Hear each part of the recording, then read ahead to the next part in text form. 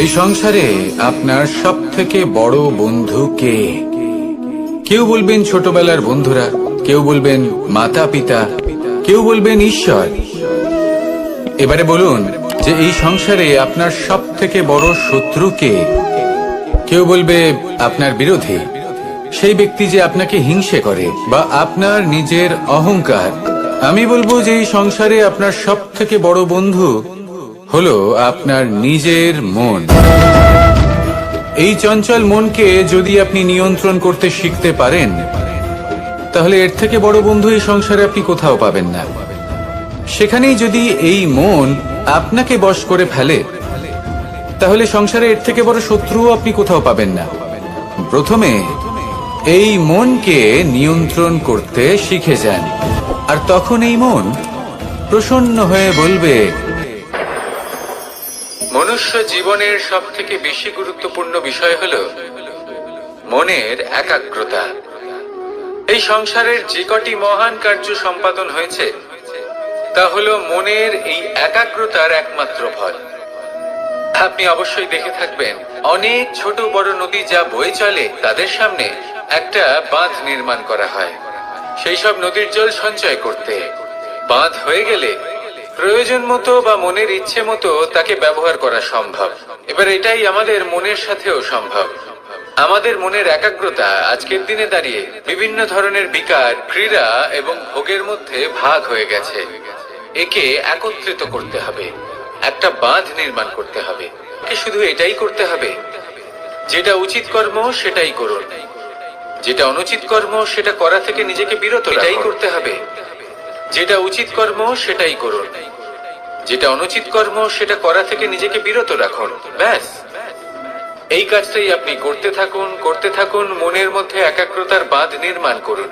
আর একবার যদি তা নির্মাণ হয়ে যায়, তাহলে যখন চাইবেন, যেখানে চাইবেন, যতটা চাইবেন একাগ্রতা প্রয়োগ করতে পারবেন। আর একবার যদি আপনি এটা শিখে যান, তাহলে এই সংসারকে বদলে ফেলার মতো কাজ আপনি করতে পারবেন, সমাজকে শোধরাবার মতো কাজ করতে পারবেন। তাহলে এই মনকে একাগ্র করুন আর আমার সাথে ভালোবেসে বলুন, রাধা রাধা।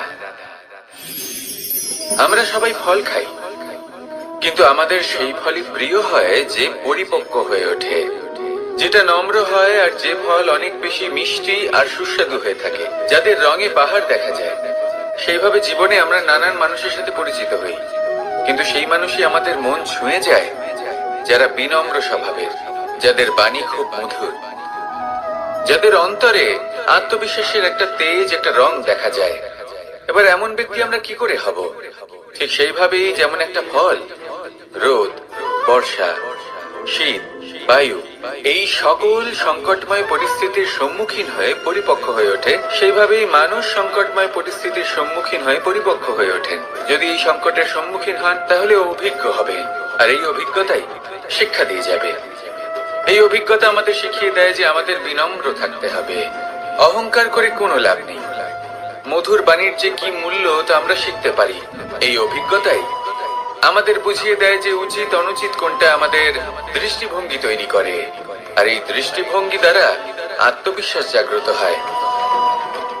সেই জন্য জীবনে কখনো বিপদ থেকে দূরে পালাবেন না, সেগুলোর সম্মুখীন হন, অভিজ্ঞতা লাভ করুন, তার থেকে শিক্ষা লাভ করুন, এইভাবেই পরিপক্ক হবেন।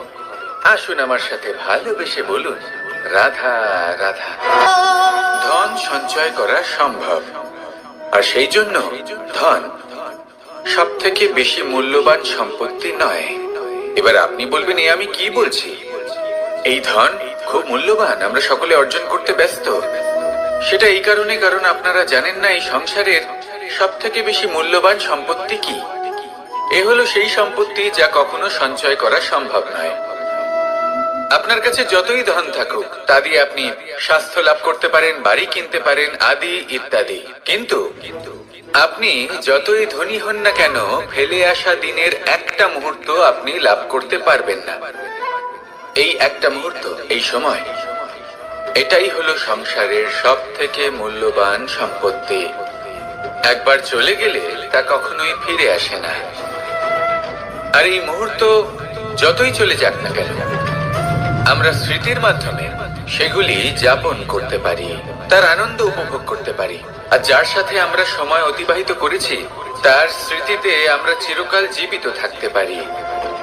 সেই জন্য সময় সব থেকে মূল্যবান সম্পত্তি, তাকে এইভাবে নষ্ট করবেন না। প্রত্যেকটা মুহূর্ত উপভোগ করুন, আনন্দ করুন, আর ভালোবেসে বলুন রাধা রাধা। যদি কোনো সিংহ বানরের মতো গাছে চড়তে চেষ্টা করে তাহলে কি হবে?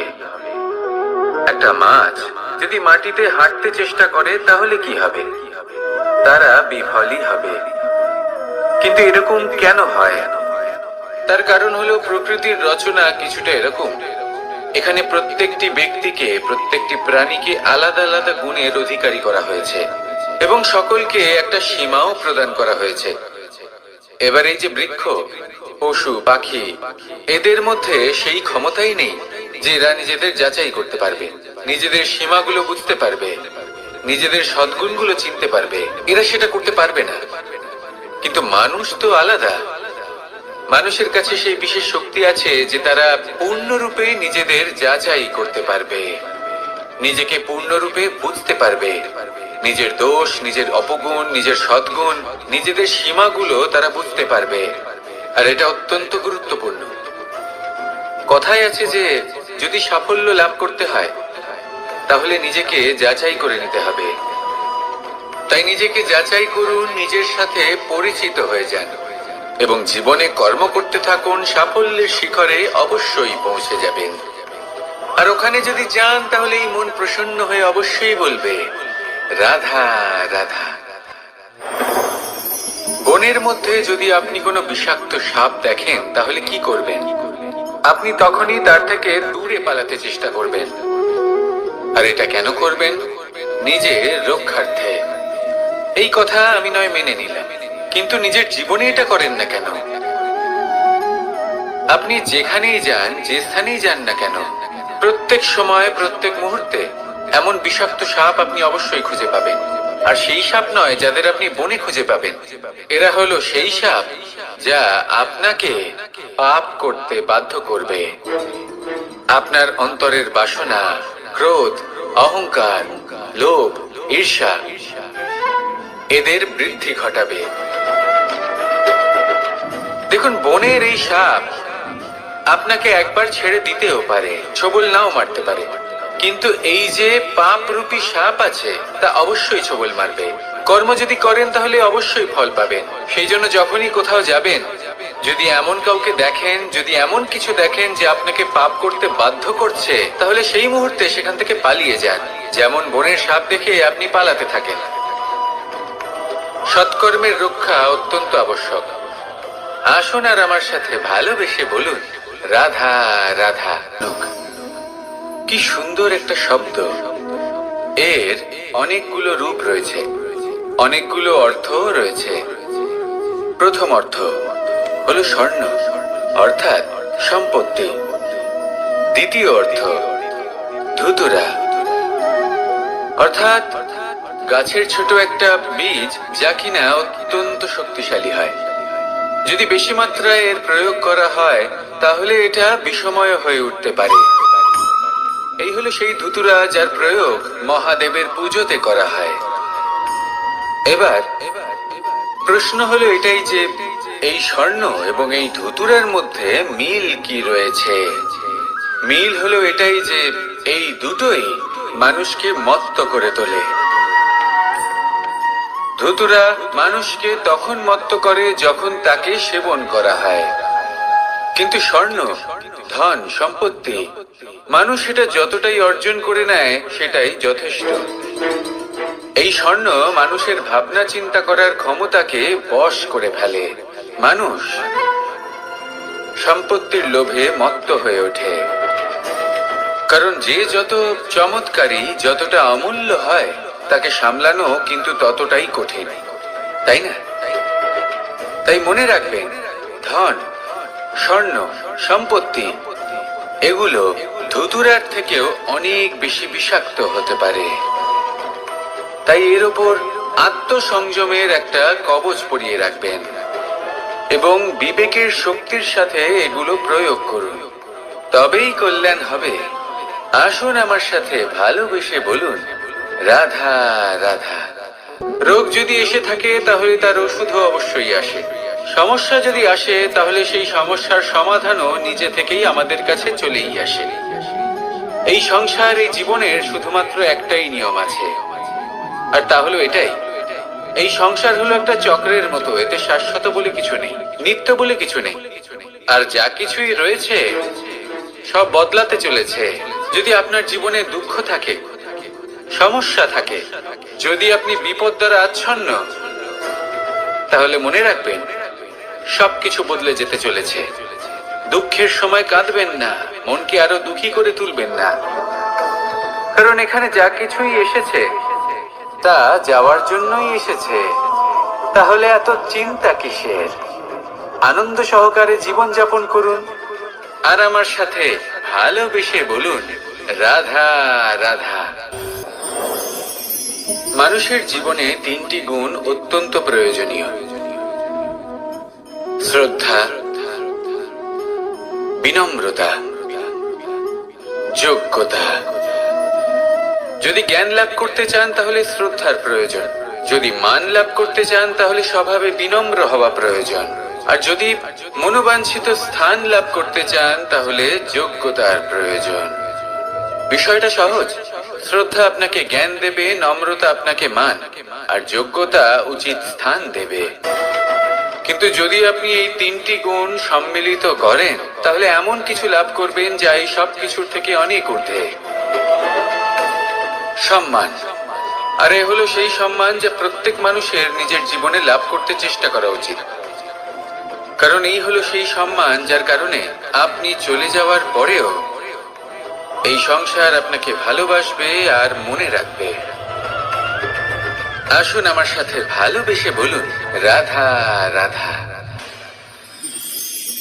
জীবনে গতি অত্যন্ত গুরুত্বপূর্ণ, মতিও হলো গুরুত্বপূর্ণ, এবং তার থেকেও বেশি গুরুত্বপূর্ণ হলো সঙ্গতি। একটা জলের ফোঁটা, তার মধ্যে গতি থাকে, প্রকৃতির মধ্যে তা লাভ করার ইচ্ছে নিহিত থাকে, কিন্তু এই যে সঙ্গতি তা নির্ধারিত করে যে এই জলের ফোঁটা ঝিনুকের মুখে পড়ে মুক্ততে পরিণত হবে নাকি বিষাক্ত সাপের মুখে পড়ে বিষে পরিণত হবে।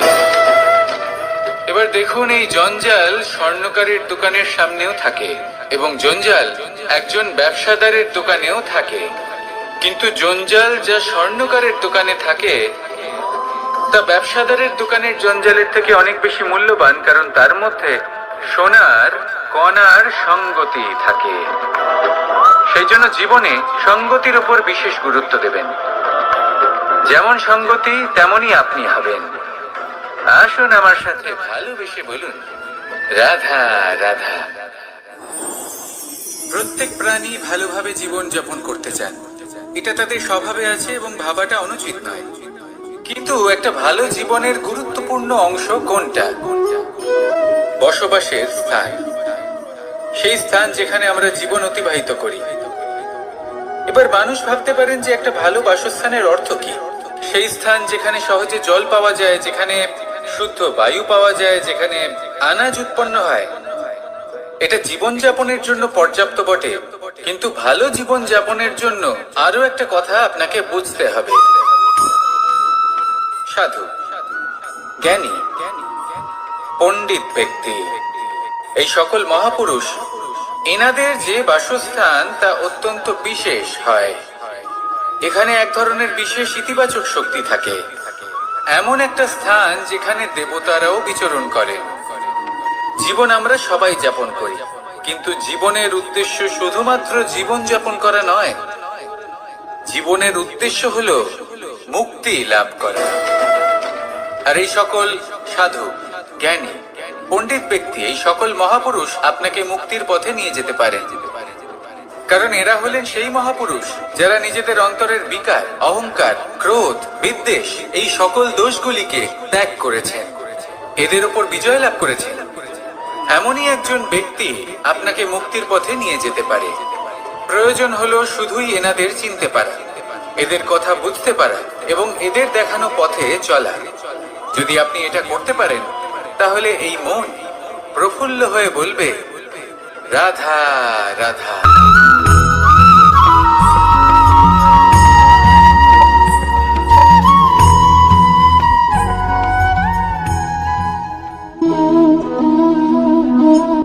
এই শুকনো পাতাটিকে দেখুন, নিষ্প্রাণ হয়ে পড়েছে।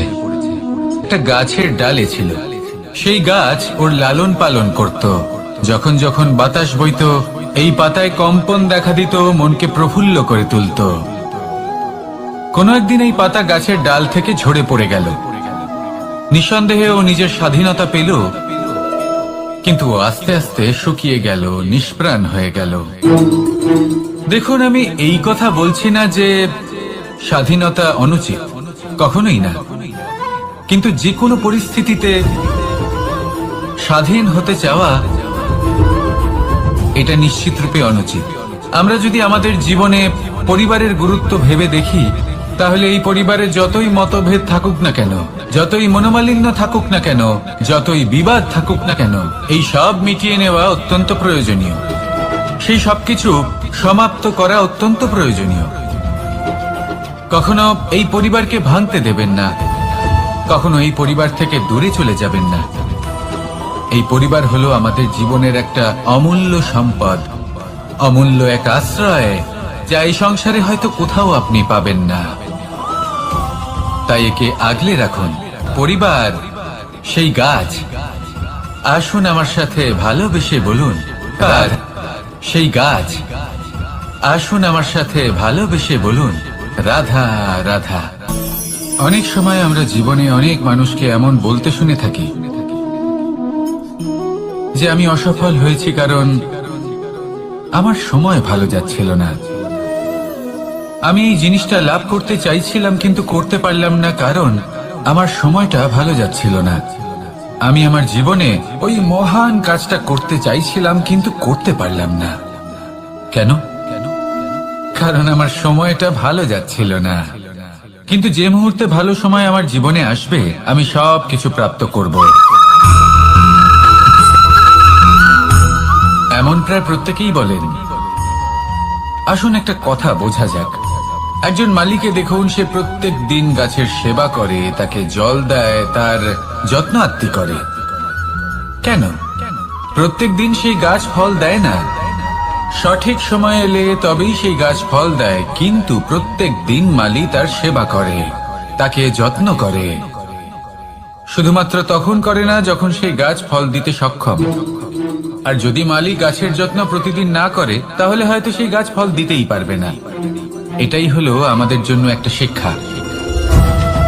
যখন সময় আমাদের জন্য অপেক্ষা করে না, তখন আপনি সময়ের জন্য কেন অপেক্ষা করছেন? ভালো সময়ের জন্য অপেক্ষা করবেন না।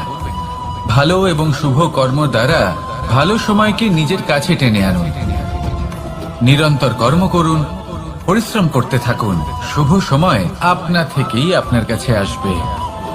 আসুন আমার সাথে ভালোবেসে বলুন, রাধা রাধা। একে বালি বলুন, মাটি বলুন বা ধুলো বলুন, এ দিয়ে কত কিছু করা সম্ভব। এ দিয়ে আপনি নিজের বাসস্থান নির্মাণ করতে পারেন, প্রাচীর গড়ে তুলতে পারেন, অট্টালিকা নির্মাণ করতে পারেন। কিন্তু যদি এই বালিকে আপনি মুষ্টিবদ্ধ করে রাখতে চান, তাহলে তা হাত থেকে ফসকে যাবে। আপনি কখনোই একে মুষ্টিবদ্ধ করতে পারবেন না। এরকমই হয় আমাদের জীবন, আর এরকমই হয় সময়। এই মুষ্টিবদ্ধ করা বালির মতো। সময়কে আমরা বাধা দিতে পারবো না, আটকেও রাখতে পারবো না। এ হলো প্রবাহমান। জন্ম থেকে মৃত্যু পর্যন্ত এই যে সময়, তা খুবই সীমিত। আর এই সময় আমরা যেটাই করি তার দ্বারাই আমাদের মূল্য নির্ধারিত হয়। আর এই সংসার থেকে চলে যাওয়ার পরেও এই সংসার এই সব কর্মের জন্যই আমাদের মনে রাখে। তাই যদি আপনি এটা ভাবেন যে আজ যে কর্ম করার ছিল আমি না হয় কাল করে নেব, কাল আমার লক্ষ্যে পৌঁছানোর কথা ছিল আমি পরশু পৌঁছবো, না, এই সময় খুব মূল্যবান, একে নষ্ট করবেন না। এই সময়কে সদ্ব্যবহার করুন, মহান হবার পথে অগ্রসর হন। একে যদি মুষ্টিবদ্ধ করে রাখার চেষ্টা করেন, এই সময় থেমে থাকবে না। আসুন আমার সাথে ভালোবেসে বলুন, রাধা রাধা। আমাদের জীবনে অনেক ধরনের ব্যক্তি এসে থাকেন। কেউ কেউ আমাদের সাথে থেকে যান, কেউ আমাদের থেকে দূরে চলে যান। কেউ ভালো মানুষ হন, কেউ খারাপ মানুষ। কিন্তু আমরা সবসময় সেই সময়টাকে নিয়ে দুঃখ প্রকাশ করি যখন আমাদের জীবনে কোনো খারাপ ব্যক্তি প্রবেশ করেন। তারা আমাদের খারাপ অনুভূতি দেন, দুঃখ দেন, কষ্ট দেন। আমরা সবাই তাকে ভালো মন্দ কথা বলি। কিন্তু কেন? এমন বিভিন্ন ধরনের মানুষ, খারাপ মানুষ, ভালো মানুষ সবার জীবনেই আসেন এবং সকলকেই একটা অমূল্য শিক্ষা দান করে যান। এবার আপনি নিজেই ভেবে দেখুন, জীবনে যখন প্রথমবার আপনি আগুন স্পর্শ করেছিলেন, তখন আপনি একটা শিক্ষা লাভ করেছিলেন যে আমাকে আগুনের থেকে একটু দূরে থাকতে হবে। তারপর আস্তে আস্তে আপনি শিখলেন যে কিভাবে এই আগুনকে নিয়ন্ত্রণে রাখতে হবে।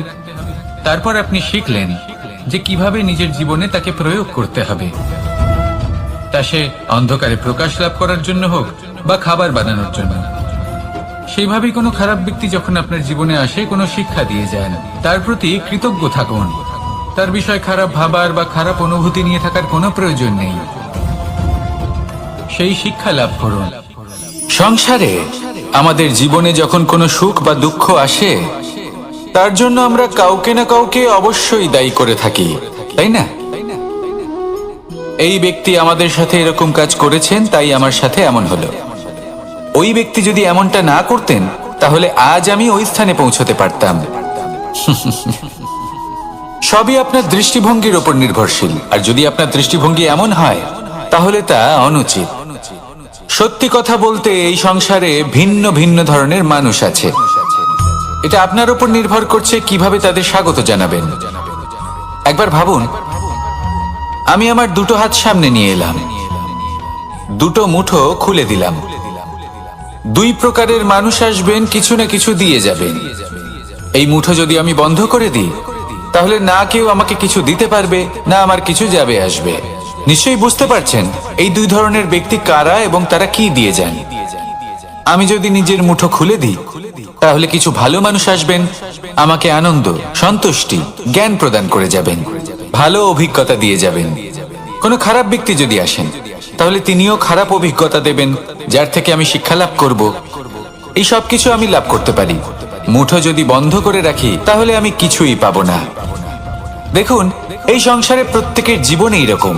প্রত্যেকের জীবনে সবকিছুই আছে, ভালো খারাপ দুই মানুষই আছে। ভালো অভিজ্ঞতা আছে, খারাপ অভিজ্ঞতা আছে। নির্ভর করছে আপনার উপর যে আপনি কি করবেন। এনাদের স্বাগত কিভাবে জানাবেন, কার থেকে কি বুঝবেন, কি শিখতে পারবেন, আর কোন দৃষ্টিভঙ্গি নিয়ে অগ্রসর হবেন। এটাই নির্ধারণ করবে যে আপনার জীবন কেমন হবে। আসুন আমার সাথে ভালোবেসে বলুন, রাধা রাধা।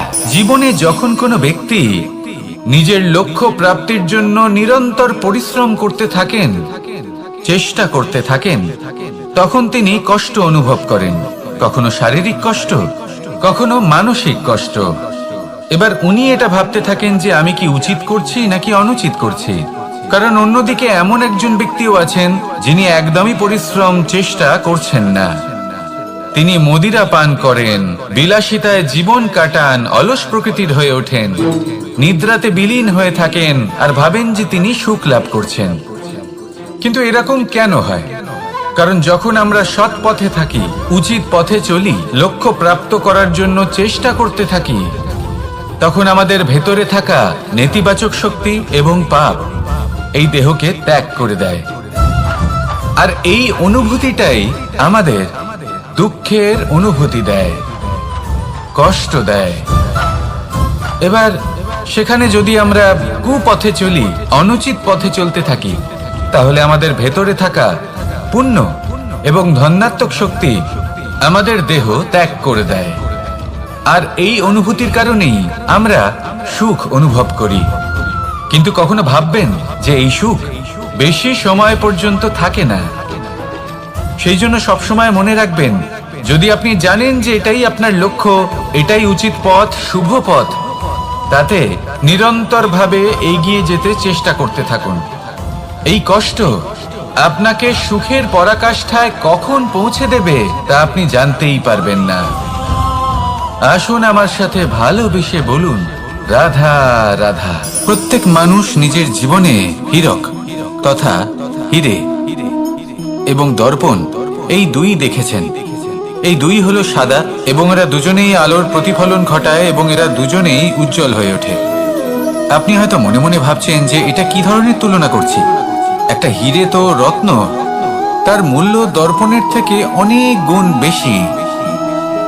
কিন্তু হীরে থাকাতে দর্পণের মূল্য কিন্তু কোনো অংশে কমে যায় না, তাই না? মানুষ যখন হীরে নিজের হাতে নেয় তখন সবার আগে কি খোঁজে?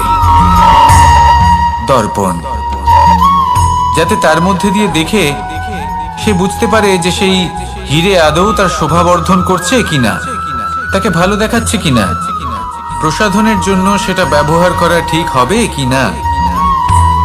অর্থাৎ হীরের উপস্থিতিতে দর্পণের গুরুত্ব কম হলো না, দর্পণের কারণে হীরের মূল্য বোঝা গেল। আমাদের জীবনেও ঠিক এরকমই ঘটে। আপনারা যদি সংসারে নিজের আশেপাশে দেখেন, এমন অনেক মানুষ দেখতে পাবেন যারা নিজেদের ক্ষেত্রে মহান স্থানে পৌঁছেছেন, নিপুণ এবং শ্রেষ্ঠ হয়েছেন। আর তাদের মধ্যে আপনার নিজের মনে হয় যেন আপনি হলেন দর্পণ। নিজেকে ছোট মনে করবেন না।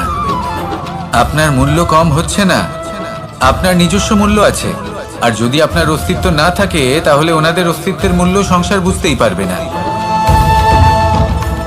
জীবনে সবসময় চেষ্টা করবেন যাতে আপনি আরো বেশি শ্রেষ্ঠ হয়ে উঠতে পারেন। আপনি নিজে যে স্থানে আছেন সেটাকে ছোট মনে করবেন না, তারও নিজস্ব একটা মূল্য আছে। যদি আপনি হীরে হয়ে থাকেন তাহলে অহংকার করবেন না, যদি আপনি দর্পণ হয়ে থাকেন তাহলে নিজেকে ছোট মনে করবেন না। আসুন আর আমার সাথে ভালোবেসে বলুন, রাধা রাধা। মানুষ জন্মগ্রহণ করে, তার সাথে ভয়েরও জন্ম হয়।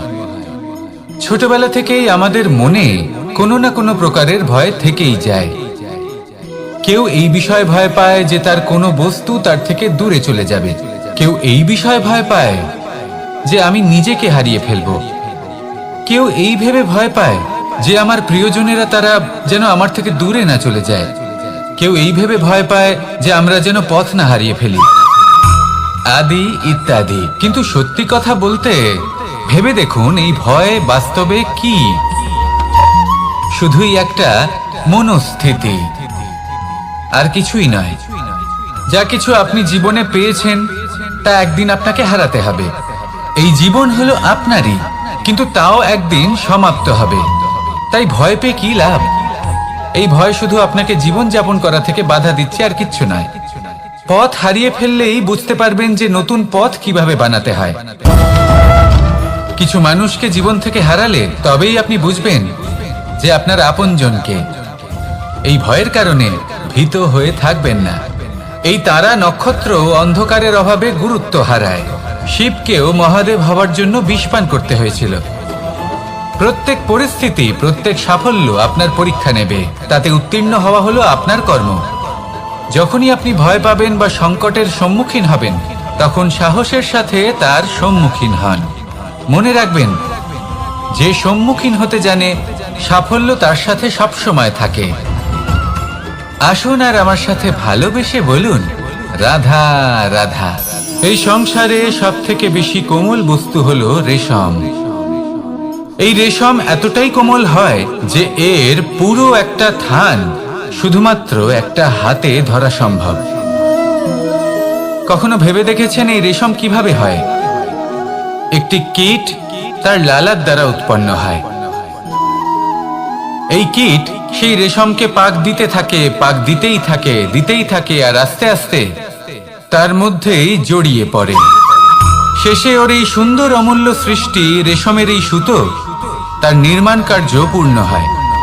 কিন্তু তাতেই ও নিজে বন্দী হয়ে যায়।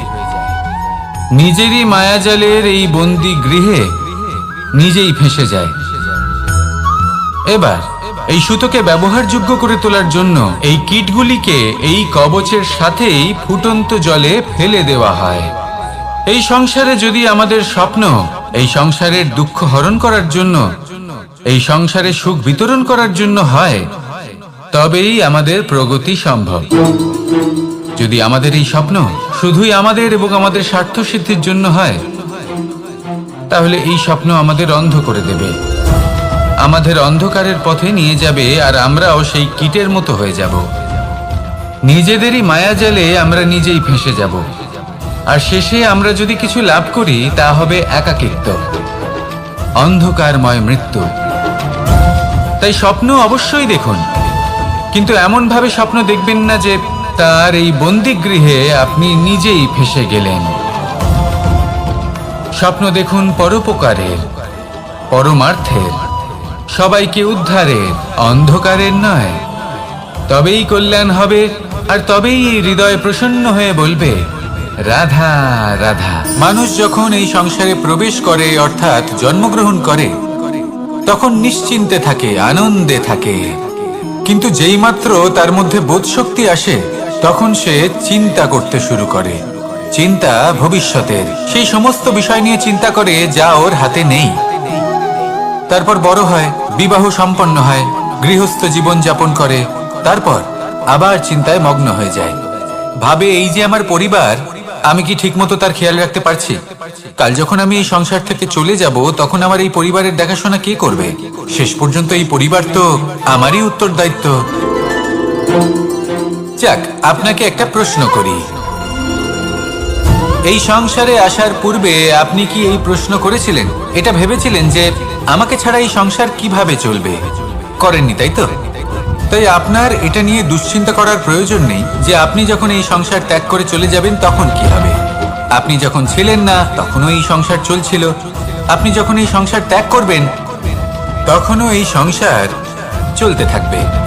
যদি কোনো বিষয়ের প্রভাব থাকে, তা হলো আপনার আজকের তথা বর্তমানের কর্ম, অর্থাৎ আজ আপনি কি করছেন, কার জন্য মঙ্গল করছেন, কাকে প্রেরণা দিচ্ছেন, কাকে সাহায্য করছেন, কোন উদাহরণ প্রস্তুত করছেন। আপনি এই সংসারে যে ছবি অঙ্কন করবেন, সংসার সেটাই মনে রাখবে। তাহলে শুধু সৎকর্ম করুন, মঙ্গল করতে থাকুন, আর আমার সাথে ভালোবেসে বলুন রাধা রাধা। একবার একটা শেয়াল বনে বিচরণ করছিল। ও একটা ছোট্ট শাবক দেখতে পেল। ও ভাবলো, আজ একেই আমি খাবার হিসেবে গ্রহণ করব। আশেপাশে দেখলো কেউ দেখছে না, তো কেউ ছিল না, আর সেই শাবকের ওপর আক্রমণ করল, যা হলো একটা ঘোর অপরাধ। বনের নিয়ম অনুসারে আপনি কখনোই শাবকের উপর আক্রমণ করতে পারেন না। তারপর এই খবরটা যখন রাজা সিংহ জানতে পারলেন, সভার আয়োজন করলেন। কিন্তু সেখানে শেয়াল বলল, আমি তো এরকম কিছু করিনি। কিন্তু যদি আপনি এরকম বলেন, কোনো প্রমাণ দিন, এর কোনো সাক্ষী আছে? তখন রাজা সিংহ পেঁচাকে ডেকে পাঠালেন, যে সেই মুহূর্তে বৃক্ষের শাখার ওপর বসেছিল। সে সব কিছু দেখেছিল।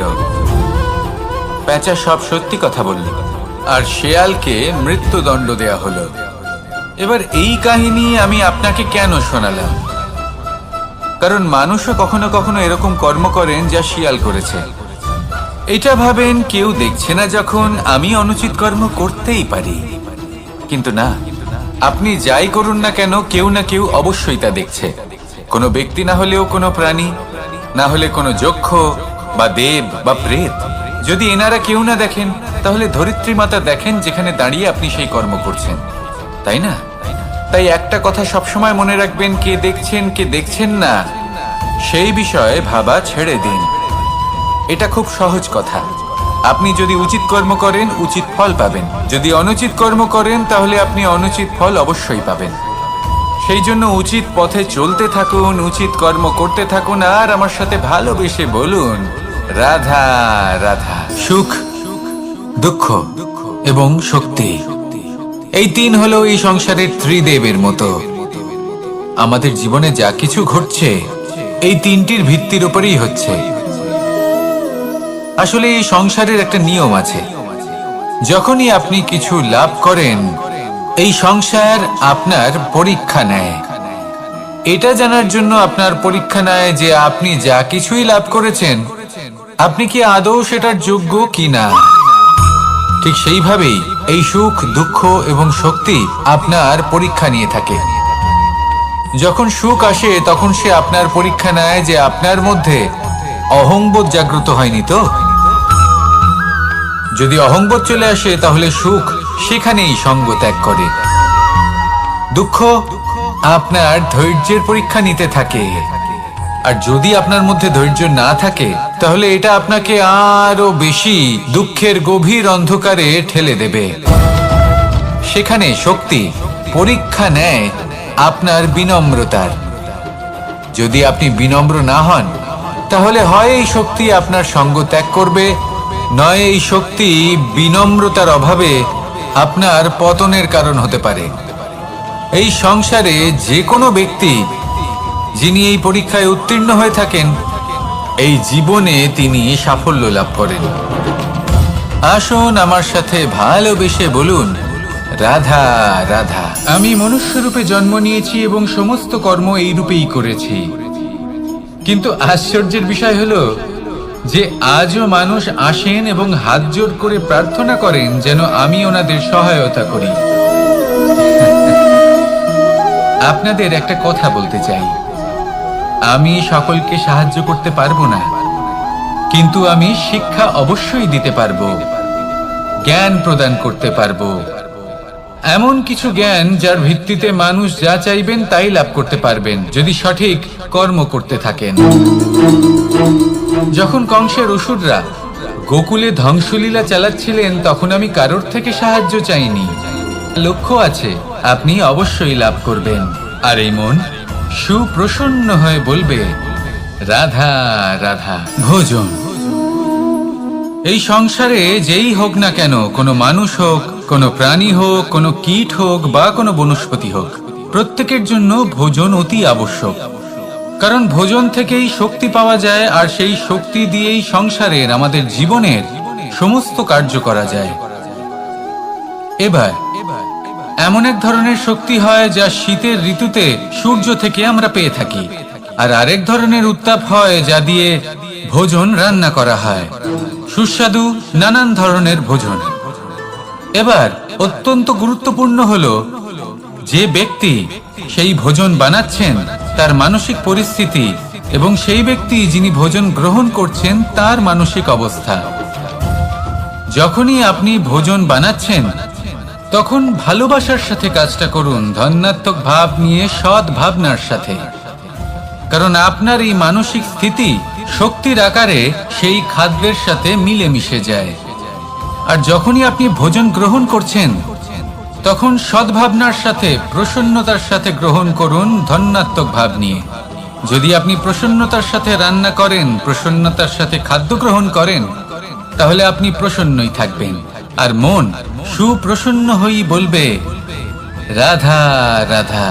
দীপাবলি আমাদের সবথেকে বড় উৎসব।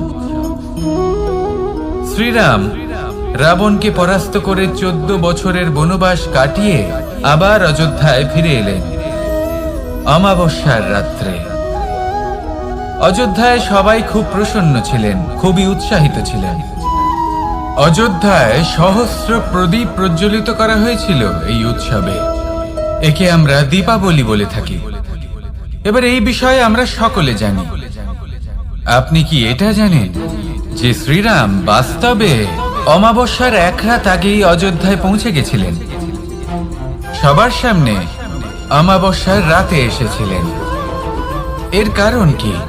শ্রীরাম প্রমাণ করতে চেয়েছিলেন যে যে কোনো সময়, দিন হোক বা রাত, শুভ বা অশুভ হয় না। শুভ অশুভ কিছু থাকলে তা হলো মানুষের চিন্তা, তার ভাবনা, তার নির্বাচন আর তার কর্ম। নিজেই দেখে নিন, শ্রীরাম শুভ কাজ করে ফিরেছিলেন এবং অমাবস্যার মতো গভীর এক রাত্রিকেও দীপাবলিতে পরিবর্তিত করেছিলেন। এমনটাই যদি আমরা করতে পারি তাহলে? এমন কোন গৃহে যান যেখানে অসহায় ব্যক্তি রয়েছেন, যা অন্ধকারাচ্ছন্ন, আর সেখানে প্রকাশ প্রজ্বলিত করুন। প্রকাশ সহায়তার, প্রেরণার, আশার। যদি এমন কিছু আমরা করতে পারি তাহলে